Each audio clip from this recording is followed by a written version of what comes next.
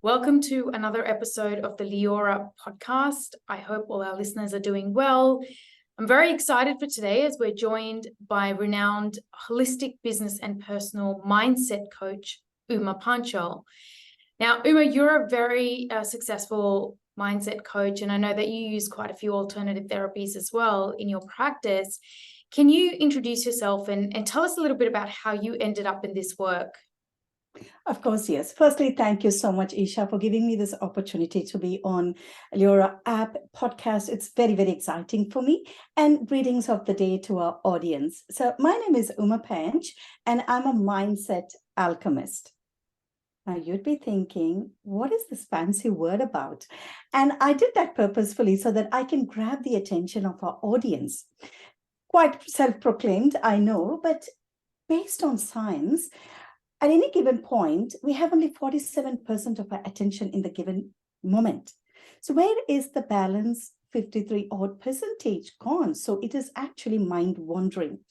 And in order to bring us back to attention, this sort of creates a sense of curiosity, something that's catchy and curiosity, and brings us to the present moment. So coming back to business, I'm a mindset coach, mindfulness trainer. I'm a researcher and academic. And I predominantly work in the corporate space with entrepreneurs and intrapreneurs, helping them to break barriers and achieve their full potential. And this is in the context of coming as a workplace wellness advocate and creating conscious corporate citizens, if you will. What led you to this work?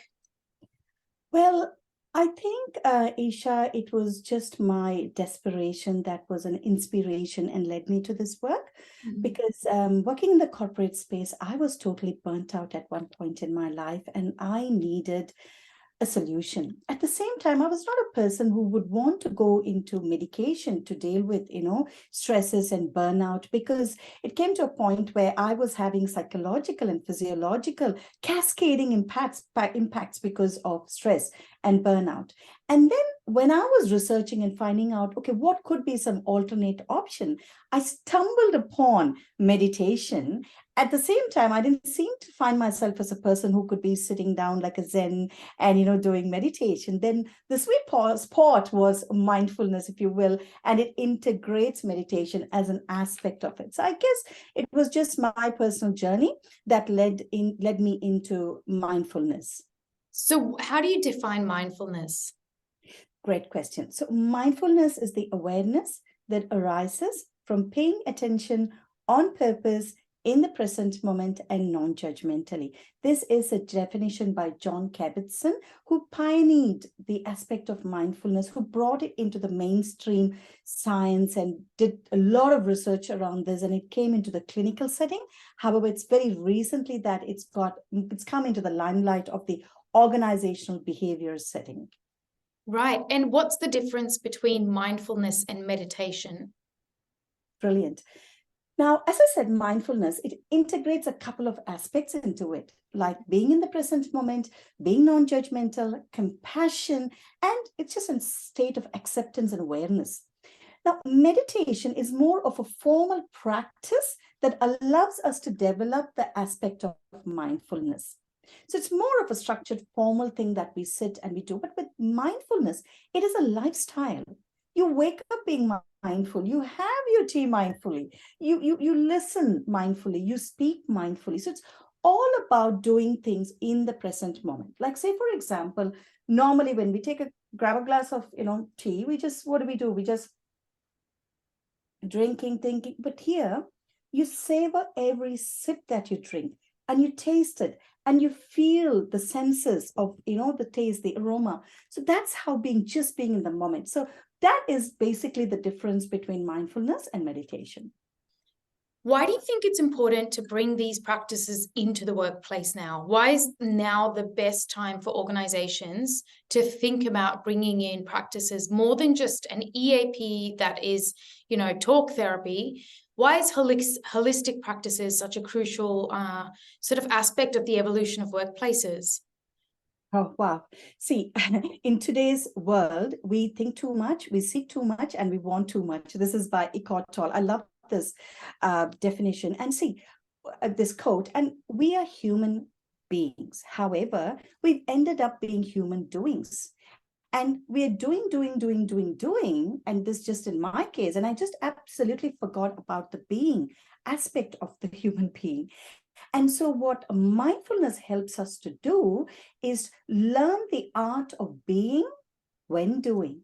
That is a very powerful state to be, because mindfulness helps us to regulate our emotional and cognitive functions. And then we are functioning from a heightened sense of awareness. And it is a very, very powerful state to be, and moving out from an illness and moving through towards wellness in the workplace. Mm-hmm. And so when you work with organizations, because you're working with people leaders, probably employees as well of these organizations, give us what are your top 3 strategies that you're promoting, teaching them and embedding so they can bring it into the workplace, start to really practice being, in order to then actually perform better in the doing?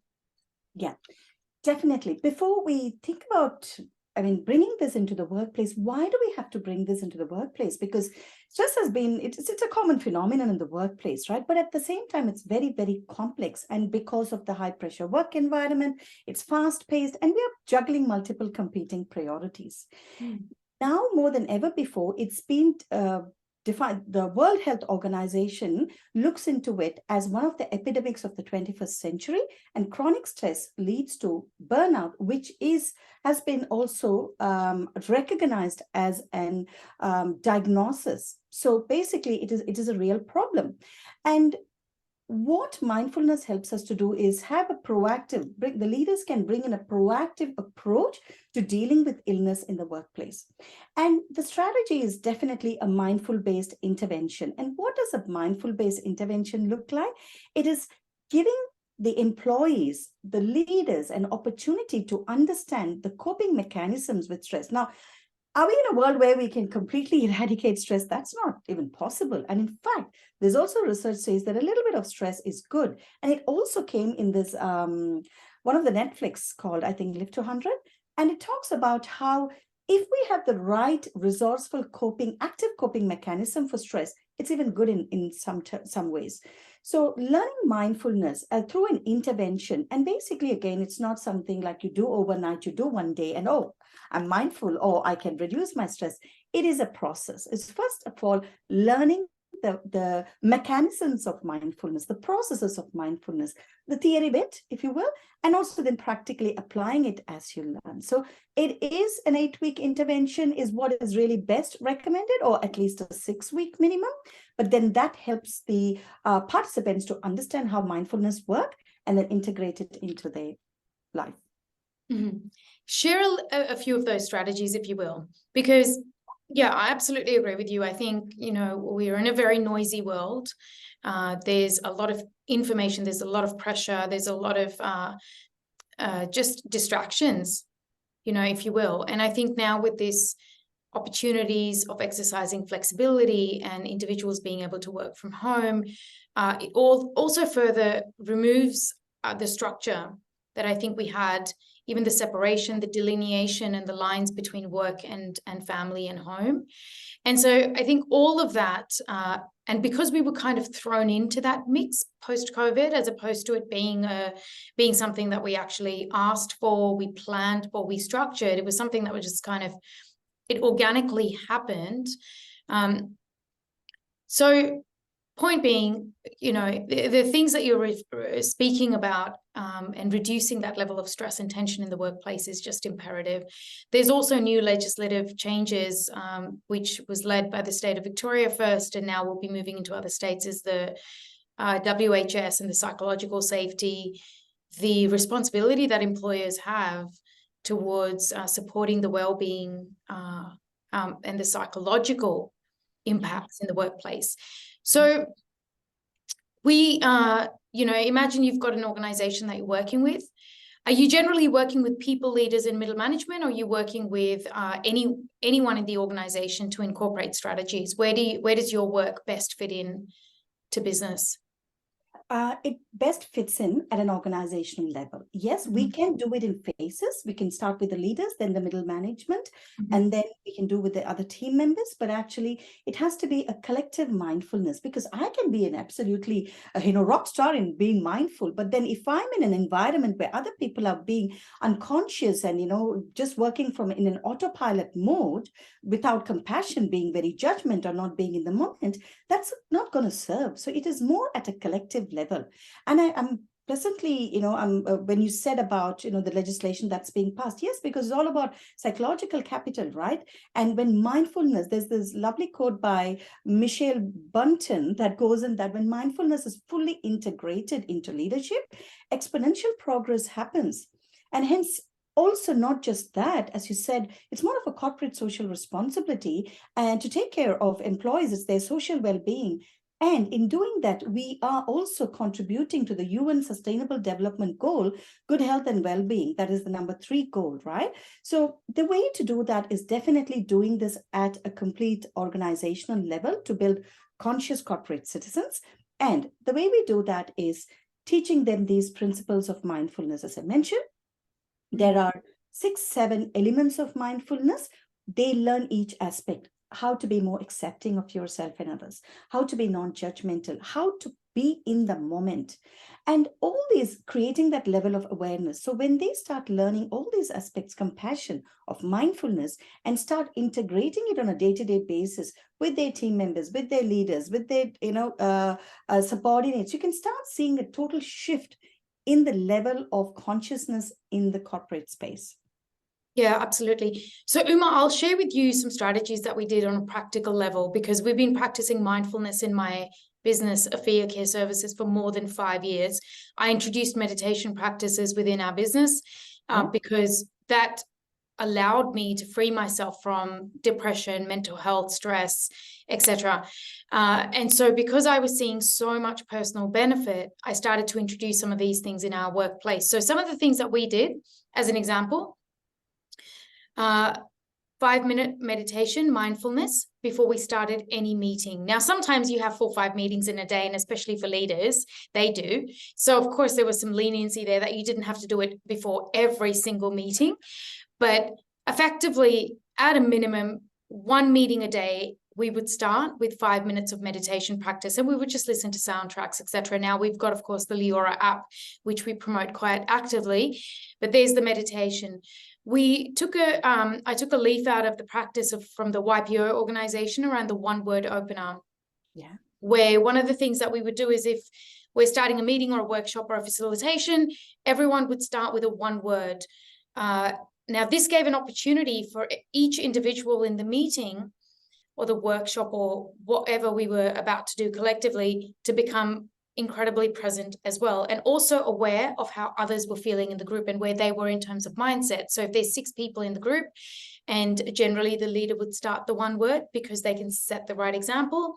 As a leader on that particular day, I could say something like, my 1 word could be clouded or overwhelmed. Now, what that did was, now this was years and years of embedding these practices in the organization. We allowed vulnerability at the leadership level, which then allowed individuals to speak out about stress or burnout, to some degree, even personal issues that then spill into work. And so from a business sentiment, employee sentiment, culture, DNA, we could then proactively work towards building in, even if it's job design at a HR level or processes, to ensure that we had a psychological safe workplace. And if people were under stress, which is very normal, we've spoken about that in our day-to-day, stress is a normal part of our life. But if people were experiencing an excess of that, or for a long period of time, we were proactively working on strategies within the business to reduce that and reduce the impact of it. So some of these things led us to be 3 years best places to work. We've won many awards, even this year, an employer of choice, etc. So it's within the DNA of the organization. I really echo your sentiments around how do you bring in these elements at an organizational level, at a collective level, and then those practices of, for everyone to experience.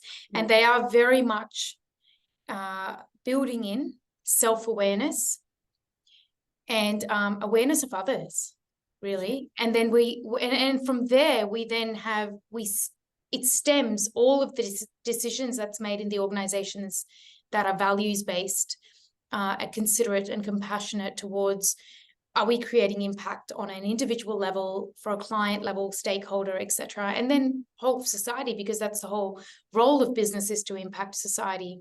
Totally, totally. And so much so, I totally agree with you. And it all comes with simple little practices, because sometimes things like mindfulness and meditation can in itself be overwhelming for someone, because it's like, oh, it seems to be too much. It seems to be another one thing that I need to do. But just breaking it down, this is exactly what we do by giving them more digestible.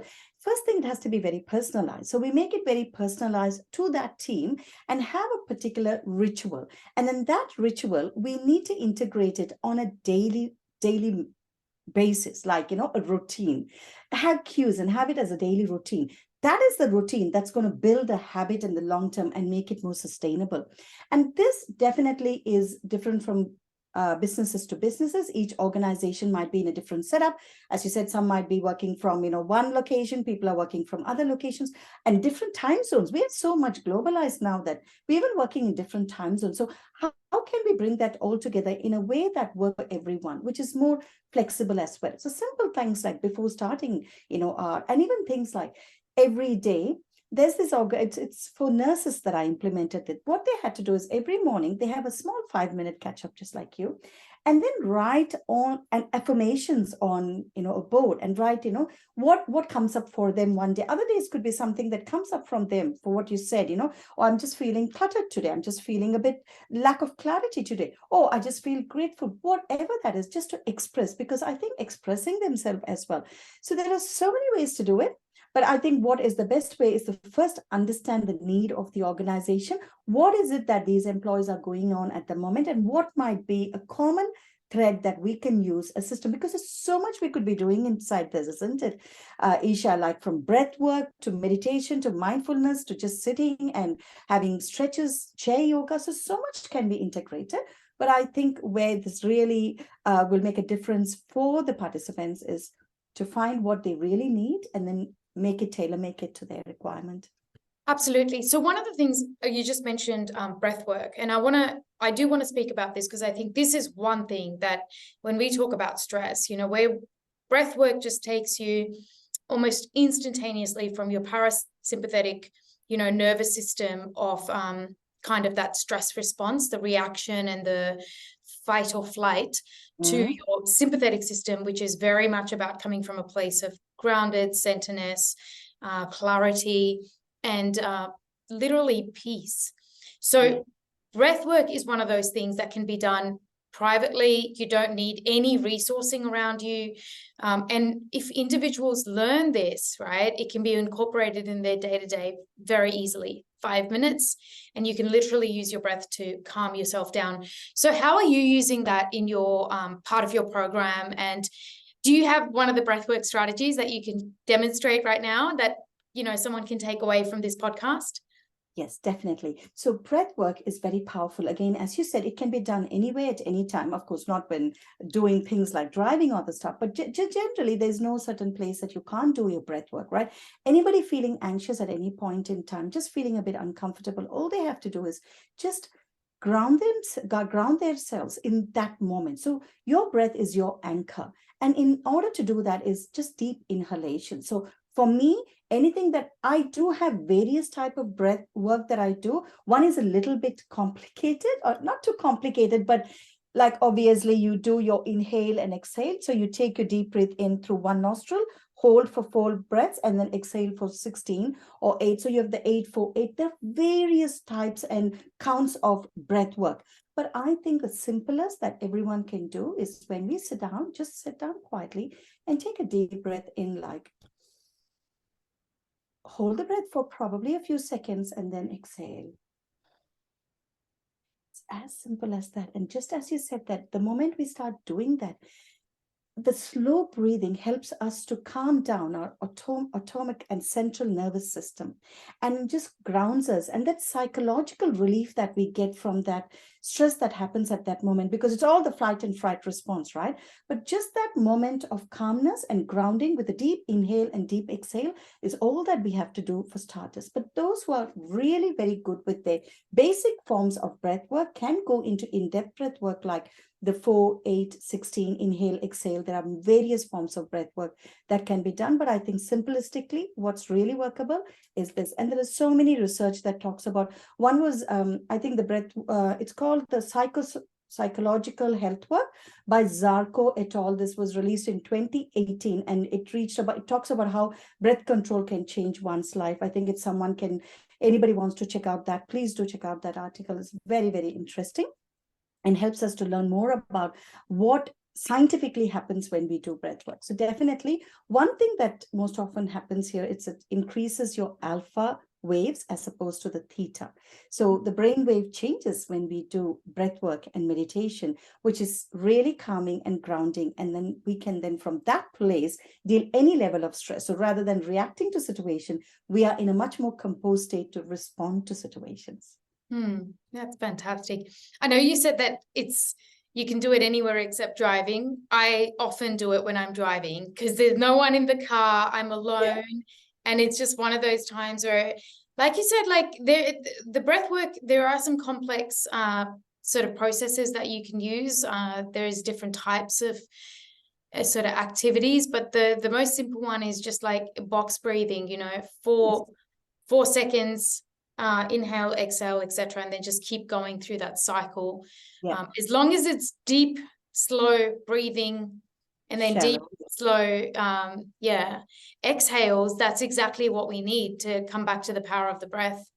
Yes, and also what happens at that time is we inhale a lot of oxygen, right? So we oxygenate our body. And if people were thinking, why do we have to hold the breath? That's the time we give it to move through our cells, move through our body. And it gives us time for the oxygen to navigate through the body, the system. And hence that the more we hold, the more powerful it is. And yes, many of us might have different ways and places to practice, and whatever works for anyone. And as you said, it can calm down. Even when driving, some people can sometimes feel nervous and anxious. So if that works, I would totally say, do what works for us. And very, very powerful. Great question. Thank you so much, Esha. I think it's a really good way to bring this discussion to a close. Just on that is very much about keeping things personal to you. And it's a little bit of an experimentation. So when I first started the journey of healing, I remember incorporating things and whatever I would hear from a thought leader in the space or someone I would take that up and I would start to follow it so diligently and scientifically. But then over time, what I realized was I was taking the whole joy out of healing. And yes, I know that there's a period of when we're evolving ourselves and we're working on ourselves, it is work. So there is a level of focus and discipline we need. But most recently, what I've realized is that there is so many strategies out there and so many people that have done different things that have worked.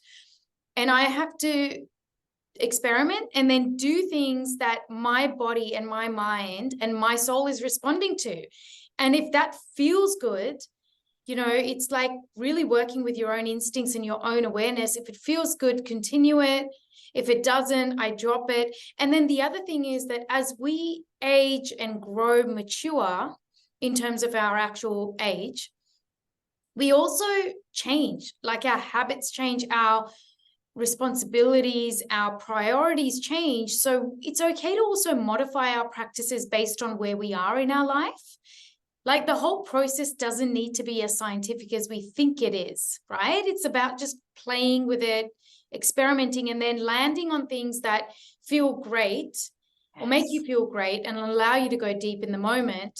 And then being open to the fact that maybe 1 year from now, you won't be doing this type of exercise. Maybe something else will work for you. That's so true. And I love what you said is, as we evolve, things will change, and not what worked for us earlier might not work now. And what we didn't do earlier, we could be doing now. In fact, the research that I recently concluded really showed that everybody was responding differently to these. So that's why, in fact, embarking on the PhD as well to understand more about mindfulness and the wisdom of your body, as you said, just knowing the wisdom of your body and just following that tune, I think really helps us to craft something that's very personalized to us. And that's what works. As you said, we can tap into these legends and all these thought leaders, but do something that is really personalized to us. I like that aspect of yours. Yes. Yeah, no, thank you. Well, thank you, Uma. I think this discussion's been really insightful. I absolutely just loved hearing from you and the work and the impact that you're doing in bringing wellness, well-being, and just, the practice of mindfulness into workplaces. So we're spending 8 to 10 hours working a day on average and just making that a really joyful, peaceful, and progressive experience. So thank you for your time today. And Esha, just to conclude, if anybody is wondering, when do I start? How do I start? The World Mental Health Day is coming soon on the 10th of October, 2023. So I would really invite everyone to encourage you to start thinking about mindfulness. And also, this quote I would like to end is from Meralipa, that the affairs of the world will go on forever. Do not delay the practice of mindfulness. Thank you. That's a great place to end this. Thank you, Uma. Thank you, Esha.